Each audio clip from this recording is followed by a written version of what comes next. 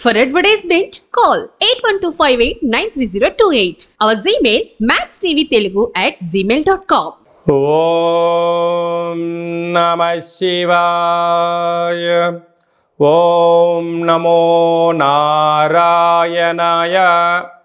Naradrushti Nivarana Karma Nivarana Sakala Sanchita Karma Prarabdha Karma Agamika Karma Dagda Nivarana Tulabhara Kala Bhairava Namo Namaha.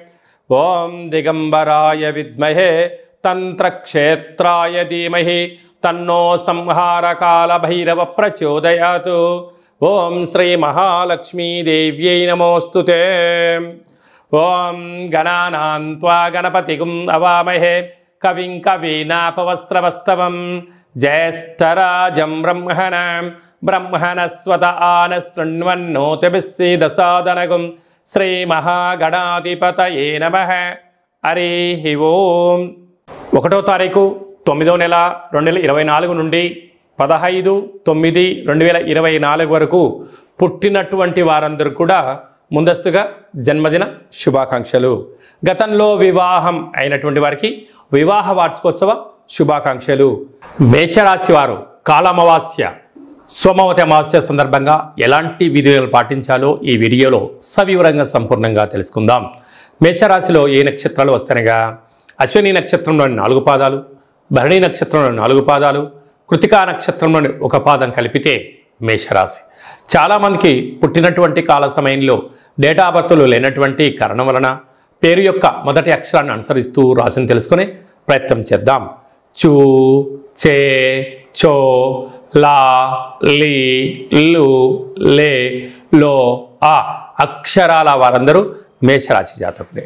వీరికి ఈ సోమవతి అమావాస్య మంగళవారం రోజు అమావాస్య రావడము, రాశాధిపతి కుజుడవడం, ఈ సంవత్సరం అధిపతి కూడా కుజుడే అవ్వడం వలన వీలైనంత వరకు సోమవారం మంగళవారం ఈ యొక్క మేషరాశి జాతకులు మౌనం, ధ్యానం, ఆధ్యాత్మికతగా ఉండడం, వీలైతే ఓం మహాకాళీ దేవ్యై నమః, ఓం కాలభైరవాయ నమః, లేకుంటే ఓం నమః శివాయ అనేటువంటి మంత్రాన్ని వీలైనంత వరకు సమయం దొరికినప్పుడల్లా పారాయణం చేయగలిగినట్లయితే సోమవతి యొక్క అమావాస్య అంటే మహాదేవుడి యొక్క ఆశీస్సులు, కాళభైరవ స్వామికి ఆశీస్సులు, మంగళగౌరీదేవి కాళికామాత ఆశీస్సుల వలన రుణ సమస్య, రోగ సమస్య, శత్రు సమస్య తొలగిపోతుందని చెప్పి గమనించాలి.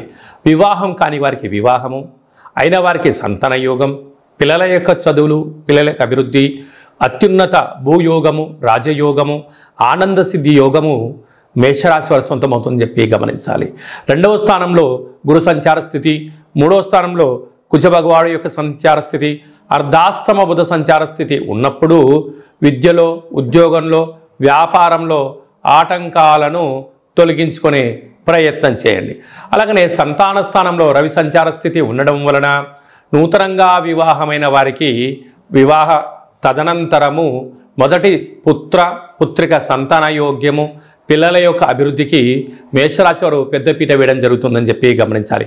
లాభస్థానంలో శని భగవానుడు వక్రగమనంగా 30 సంవత్సరాల తర్వాత జరుగుతున్నటువంటి సంచార స్థితి అవ్వడం వలన, వ్యయంలో రాహు సంచార స్థితి ఉండడం వలన వీలైనంత వరకు మేషరాశి వారు తొందరపడి నిర్ణయాలు తీసుకోవద్దు.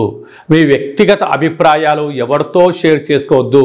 అంతర్గతమైనటువంటి రహస్య చర్చలకు ఇది సరైన సమయం కాదు. ఫోన్లు, ఓటీపీలు, లావాదేవీల విషయంలో 3వ వ్యక్తుల యొక్క ప్రమేయం ఉండి మిమ్మల్ని మానసికంగా రుణపరమైనటువంటి ధనపరమైన చిక్కులకు మిమ్మల్ని ఇబ్బంది చేసే పరిస్థితి ఉంటుంది. కనుక బ్యాంకు యొక్క లావాదేవీలు, ఓటీపీలు, ఎవరో ఫోన్ చేసి మీకు ఏదో ఒక నెంబర్ వచ్చింది అని చెప్పమని చెప్తే దయచేసి అలాంటివి చెయ్యొద్దు అని చెప్పి గుర్తుపెట్టుకోవాలి. లేకపోతే ఈ కాళ అమావాస్య, సోమవతి అమావాస్య సందర్భంగా రుణ సమస్యలు, భూ సమస్యలు, శత్రు సమస్యలు, కోర్టు సమస్యలు కొంచెం ఉన్నాయి. కనుక మీ జన్మ నక్షత్రం రోజున, అలాగనే అమావాస్య తిథి యందున, అష్టమి తిథి యందున దూర వాయు జల ప్రయాణాలు పెట్టుకోవద్దు. విందులకు వినోదాలకు కూడా దూరంగా ఉండండి. వీలైనంత వరకు సాత్విక ఆహార భోజనం చేయండి. అసలే వర్షాకాలం అవ్వడం వలన వర్షాలు ఈ సంవత్సరం చాలా అధికంగా పడే అవకాశాలు ఉన్నాయి. నదుల ఎంట, చెరువుల ఎంట, అలాగా విహారయాత్రలకు వెళ్ళడం కొద్దిపాటి వాయిదా వేసుకోవడం ఉత్తమోత్తంగా ఉండాలి. వాహన ప్రయాణాలు చేసేటప్పుడు ప్రమాదాలు పొంచి ఉన్నాయి కనుక వీలైనంత వరకు మితిమీరిన వేగం పనికిరాదు, ఆవేశం అసలే పనికిరాదు. వాగ్వివాదాలకు గొడవలకు దూరంగా ఉండండి. వీలైనంత వరకు విఘ్నేశ్వర స్వామి యొక్క సేవలో పాల్గొనండి.